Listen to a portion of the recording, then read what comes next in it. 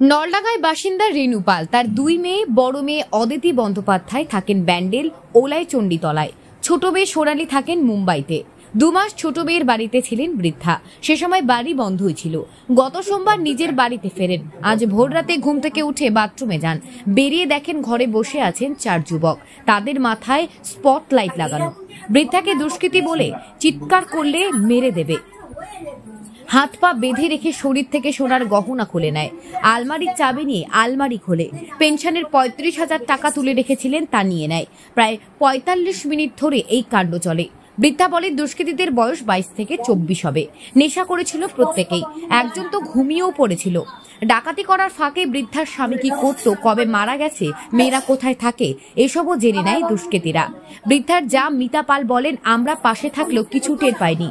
ঘনবসতি এলাকায় ঘটনায় আতঙ্কিত এলাকাবাসী। স্থানীয় বাসিন্দা তরুণ চট্টোপাধ্যায় পুলিশে খবর দেন। ব্যান্ডেল পুলিশ ফাঁড়ি থেকে পুলিশ আসে ঘটনার তদন্তে। কোদালিয়াদি গ্রাম পঞ্চায়েতের স্থানীয় পঞ্চায়েত সদস্য শুভঙ্কর রাহা বলেন, বড় রাস্তাগুলোতে পুলিশ টহল দেয়, কিন্তু ভেতরের রাস্তাগুলোতে পুলিশ যায় না। এর আগে পুরনো কোদালিয়া এই ধরনের একটি ঘটনা হয়েছিল, তবে নলডাঙ্গায় এই প্রথম। দুষ্কৃতীদের ধরুক, পুলিশ টহল বাড়ুক, এটাই চাইব। রাত্রিবেলায় তো দরজা বন্ধ করে শুয়েছি। এই 3টের আগে আমি বাথরুমে গেছি, বাথরুম থেকে বেরিয়ে এসে দেখছি 4 জন এখানে বসে আছে, মাথায় হেডলাইট জ্বলছে সব। আমার ঘরে তো লাইট জ্বালানো ছিল না। তারপরে বললো আপনি এখানে শুয়ে থাকুন। একজন আমার পাশে বসে রইল, আর 3 জন আগে গয়নাগুলো খুলে নিল। তারপরে আলমারির চাবি চাইলো, চাবি আমি বললাম খুঁজে নাও, ওখানে আছে, খোঁজো। খুঁজে বের করে টুকটাক সোনাদানা ছিল ভিতরে,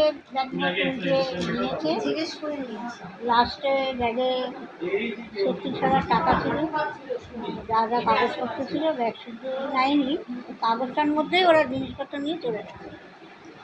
প্লাস্টিকটা বেশ বড় ছিল। না না, মারধর করিনি, আমি ওর সঙ্গে কন্টিনিউ কথা বলছি, মানে মারবি না আমাকে। হ্যাঁ, আমি মারবি না, আমি চাবি দিচ্ছি, কানের দুলটা খুলতে পারছিল না, খুলে দিলাম। না বাঁধিনি, জানলা ফান্না বন্ধ করে যাবে, রাত্রে সব ঘুমাচ্ছে, জানে কেউ টের পাবে না, আওয়াজ করবে না। না আওয়াজ করছি না, ওরা নেই। না বসি না, আমাকে শুয়ে দিয়েছি, শুয়ে থাকি না। আর একটা এখানে বসে হাতে রড ছিল, এরকম মোটা মোটা এই সাইজের। হ্যাঁ, পিছনে দেখলাম গামছা দিয়ে এরকম গোল কি বাঁধা, কি আছে জানি না, গলায় গামছা আর মাথায় হেডলাইট বাঁধা। আমার পাশে যেটা বলছে হার্ডলি ওর 20-22 বছর বয়স হবে। মুখ খোলা সব, বোঝা যাচ্ছে না। বলছে আমি তো ভালো করে ওদের তাকিয়ে দিচ্ছি, ওরা তো কাজ করেই যাচ্ছে না। বাংলায় কথা, বাংলায় কথা। ওরা ঢুকে হয়তো ওইদিকে ছিল, আমি ঢুকার না, আমি যখন বাথরুমে ঢুকি তখন ওরা ঘরে ঢুকে গেছে।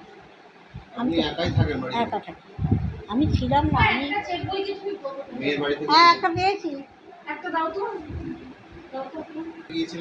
হ্যাঁ 2 মাস পরে। আমি 10 তারিখ, 11 তারিখে ঢোকার কথা, 12 তারিখে সকালবেলা ঢুকেছি। 11 তারিখে না, হ্যাঁ 11 তারিখে সকালে ঢুকেছি।